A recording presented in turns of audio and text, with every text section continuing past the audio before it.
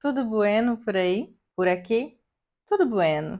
Me conta uma coisa. Depois que você imigrou, depois que você saiu do Brasil ou do seu país de origem, se você não é brasileira, e mudou de país, foi viver em outro lugar, você sentiu algum impacto, alguma mudança na sua vida profissional como um todo?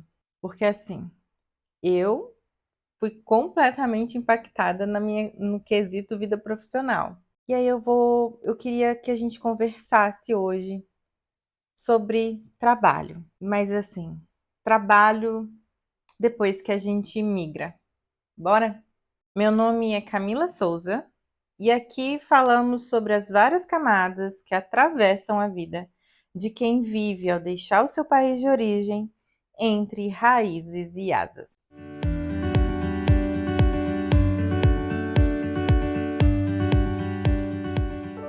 Então, só para contextualizar, eu sou RH de profissão, né? Sou gestora de recursos humanos, sou especialista em psicologia organizacional e do trabalho. Trabalho com RH, trabalhei, né, com RH desde o meu primeiro emprego.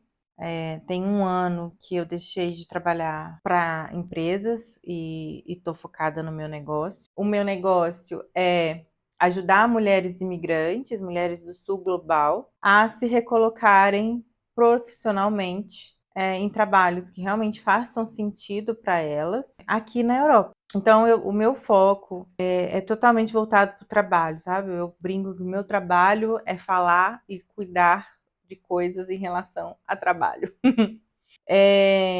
Eu já falei com mulheres em vários países e já tive clientes em vários países aqui da Europa.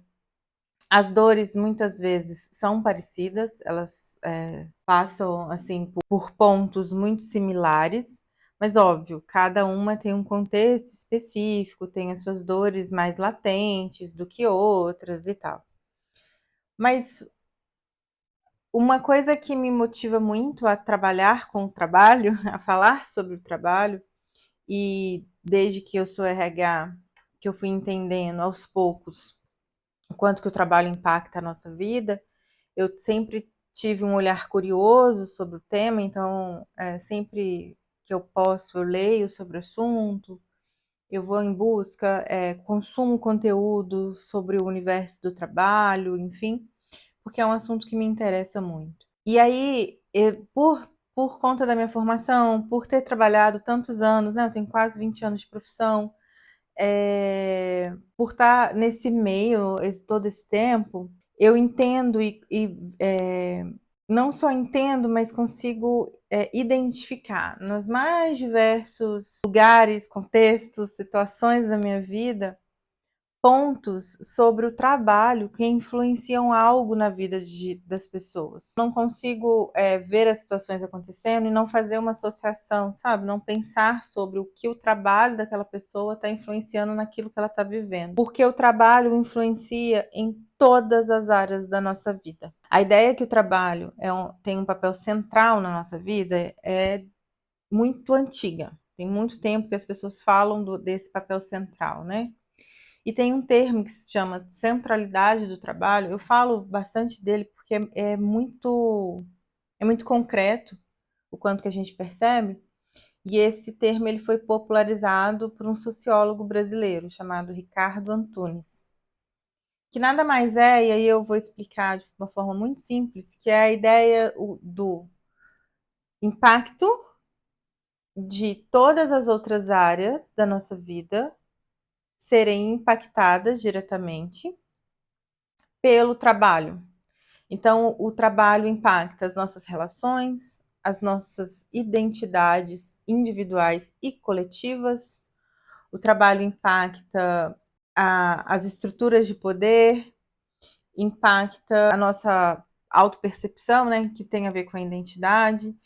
O trabalho ele tem um papel tão central na nossa vida que muitas pessoas, quando vão se apresentar para alguém, se apresentam dizendo a profissão que tem, né? Então, É muito comum a gente ver pessoas que, ao se apresentar, falam assim: ah, meu nome é Camila, eu sou mentora de carreira.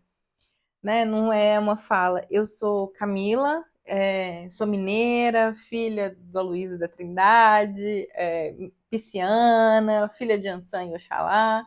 Não, a gente fala da profissão que faz. Isso é muito comum. E é comum por conta do peso, da importância e da centralidade do trabalho.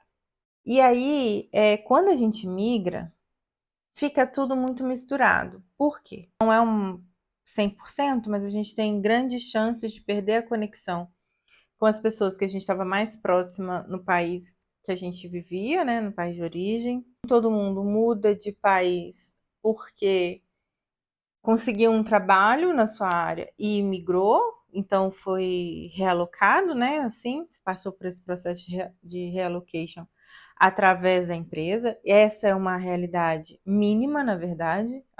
Grande maioria das pessoas não imigram neste contexto. Outras, principalmente isso no universo de mulheres, é muito comum, o parceiro, né, o marido e tal.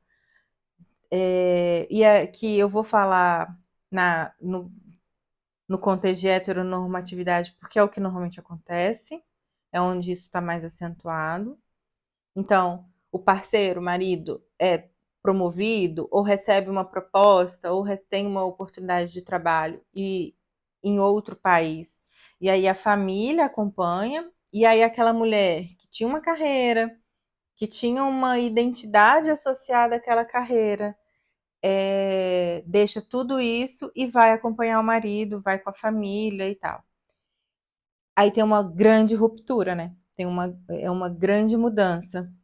Não que as outras não sejam, mas essa também é uma grande mudança. Depois tem a questão de, às vezes, eu até mudo de emprego, mudo de país com a perspectiva de trabalhar na minha área, porque parece que não é tão difícil conseguir trabalhar na área, que a Europa tem muita vaga e tal, e aqui eu não vou entrar no mérito disso, porque isso é um assunto muito importante e que precisa da devida atenção. Só que aí, quando a gente chega nesse novo país, a realidade não se apresenta como aquilo que eu tinha entendido ou como tinham me vendido como possível, como grandes chances de acontecer. E aí eu preciso trabalhar e vou trabalhar com o que der. Eu vou contar um pouquinho da minha história, não porque eu sou a única referência, mas para vocês entenderem um pouco. Então, eu sou da área de RH, trabalhei desde o meu primeiro emprego com isso. Quando eu fiz, logo que eu me formei em RH, eu emendei eu fiquei só 6 meses sem estudar. Eu já emendei a minha pós-graduação em psicologia organizacional e do trabalho. E um tempo depois que eu tinha terminado a minha pós-graduação, eu decidi sair do Brasil. Eu tinha até ali 10 anos de carreira em RH. E todos os trabalhos que eu tive foram trabalhos que foram me aumentando, não só salário, mas também o reconhecimento através de cargo, através de oportunidades de trabalho. Eu recebia, né, a reajuste salarial por mérito, recebi progressão de carreira, enfim, tive todo um processo, havia uma carreira em ascensão, havia um retorno e eu me identificava com aquele trabalho. Tudo que eu fazia eu amava? Não. Mas tinham várias coisas que eu fazia ali no RH, porque eu fazia um RH generalista, eu não trabalhava só com uma coisa. E aí eu venho para Portugal, saio do Brasil, venho para Portugal, chego aqui, começo a enviar currículos. Ah, e deixa eu fazer um parênteses. Antes de eu sair do Brasil, eu ouvi de uma pessoa assim: Camila, você acha. O que você vai fazer em Portugal? Eu falei: eu vou viver. Ela falou assim: você tá indo para ganhar dinheiro, essas coisas? Porque isso é ilusão. Aí eu falei assim: não, eu não tô indo para juntar dinheiro. Eu tô indo para viver mesmo, porque eu quero mudar a minha vida, eu quero mudar como as coisas estão. E quero deixar claro, eu vim de um lugar, de uma situação consideravelmente privilegiada.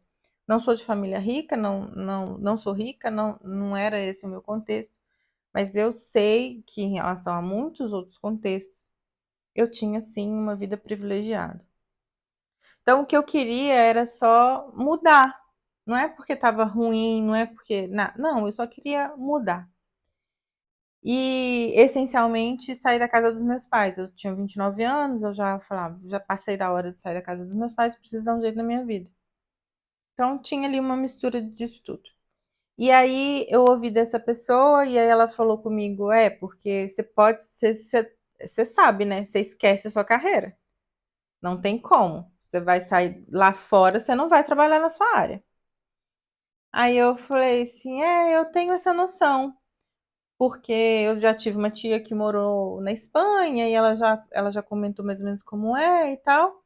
Então eu tenho essa noção. E assim eu vim, então eu vim com essa mentalidade. Eu vim mesmo, meio que pensando assim, provavelmente eu não vou conseguir trabalhar na minha área, eu vou trabalhar com o que der. Chegando aqui, na minha procura de trabalho, eu vi vagas de RH.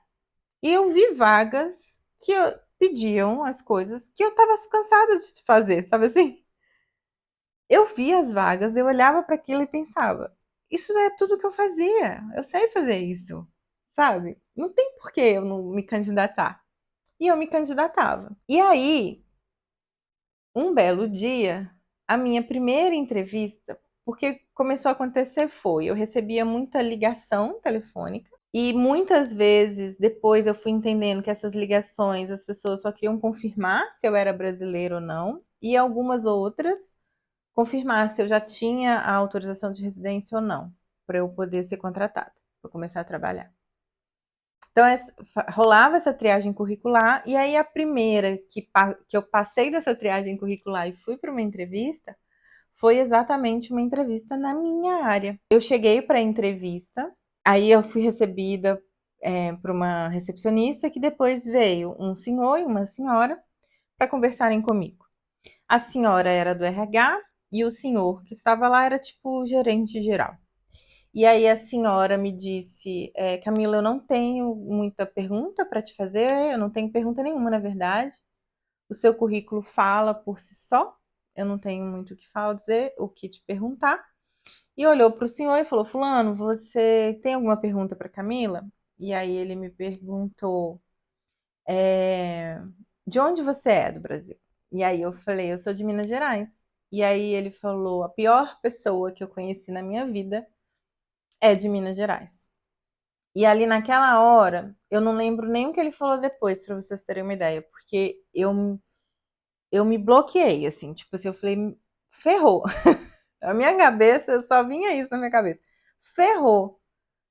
Não adianta, o meu currículo, ele pode ser excelente, como a moça disse, mas o que interessa é o lugar de onde eu vim, é o lugar onde eu nasci. E aí, dali para frente, eu juntei essa informação que eu recebi nessa entrevista, mais a informação que eu vinha recebendo de várias pessoas sobre o que é imigrar, o que é viver num país na Europa, o que é possível para uma pessoa migrante ou não. E eu parei, literalmente, eu parei de mandar currículos na minha área. E fui mandar currículos para o que desce. Então a única coisa que eu fiz foi o que eu não faço de jeito nenhum. Então, cuidador de idoso era uma coisa que para mim não dava. Não tem aqui, gente, nenhum julgamento sobre cuidar de idosos, tá? Se esse trabalho é bom ou se esse trabalho é ruim. É o que para mim eu sabia que eu não tinha ou paciência, ou jeito, ou estômago, ou enfim, qualidades e habilidades para poder fazer, nem disposição. A outra era que eu já tinha entendido que aqui tinha muito trabalho de horário repartido, e eu sabia que isso eu não queria para mim, então eu não queria esse trabalho. E comecei a mandar currículos para o que desse. para o que era possível. Desse momento inicial, dessa entrevista, até eu conseguir o meu primeiro trabalho aqui, passaram-se 4 meses. O desespero me consumiu. O dinheiro foi-se embora e eu ficava desesperada. Transparecia esse desespero e tal? Não, mas só eu sabia o quanto eu não dormia, o quanto que eu estava nervosa, o quanto que a minha cabeça não parava, enfim. E me marcou muito, porque eu me senti muito insegura.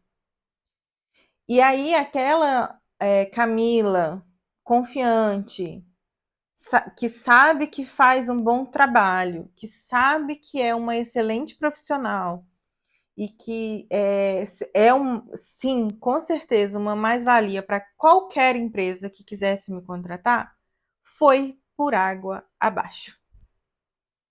Ela simplesmente deixou de existir. Porque todas as mensagens, e aí vão acrescentando mais outras camadas das relações, dos comentários, das coisas que a gente vai passando, que vai ouvindo, da dificuldade de conseguir um trabalho. E eu recebi várias mensagens dessa, então entre essa entrevista e o trabalho que eu realmente consegui, eu fiz tentativas de trabalho.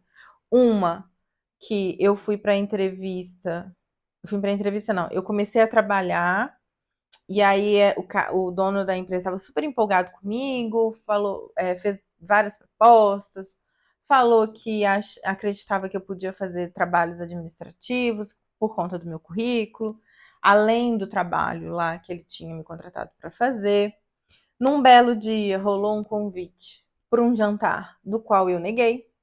2 dias depois, a empresa que tinha contratado eles para fazer o projeto que eu ia trabalhar deixou cancelou o contrato. Não tinha mais aquela demanda.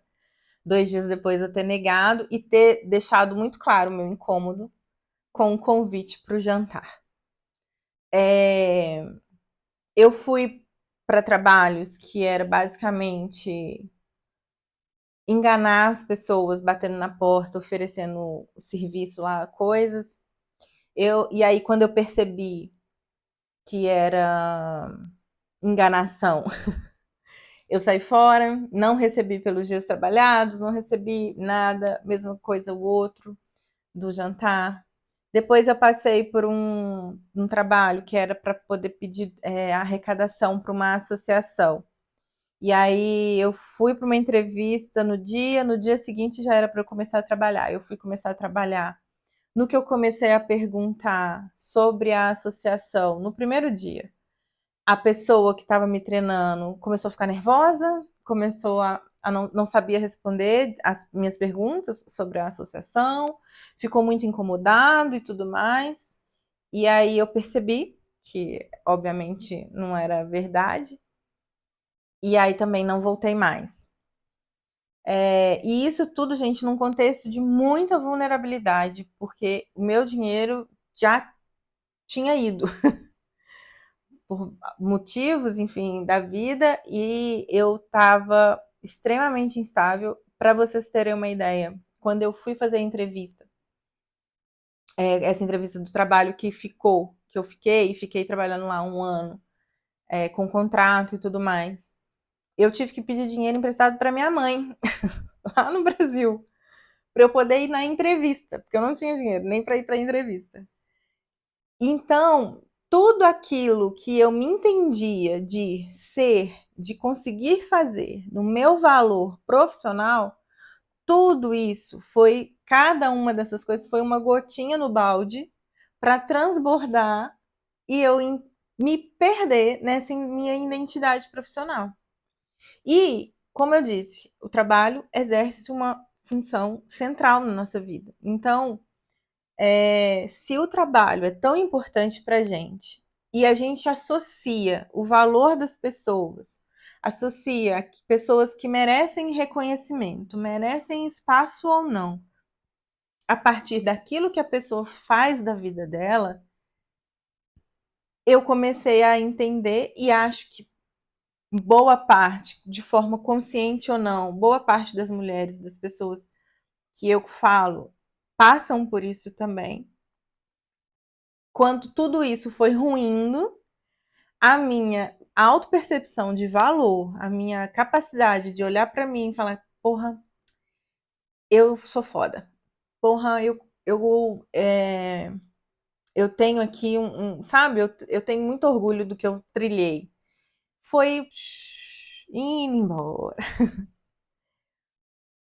E aí, tem algumas frases que a gente vai ouvindo com muita frequência, né? Que é assim mesmo, vida, quem migra tem que começar do zero. É assim mesmo, a gente vem do Brasil, né? Quem somos nós para poder nos compararmos ou querermos coisas iguais aos nativos? Porque eles são muito mais bem formados, o ensino deles é muito melhor do que o nosso, enfim. Tudo isso que vai desvalorizando tudo aquilo que eu tinha trilhado e que você provavelmente já deve ter ouvido e que sem percebendo ou não, né? Às vezes a gente consegue perceber, às vezes não. Você vai interiorizando e começa a acreditar que é assim mesmo. E aí a sua identidade, a sua capacidade de autovalorizar, de entender o quanto que sim, você é foda, sim, você é uma boa profissional, sim, a sua carreira tem valor, mesmo que ela tenha sido feita no sul global. Você vai perdendo tudo isso, porque tudo isso se soma, as coisas não acontecem isoladamente, né?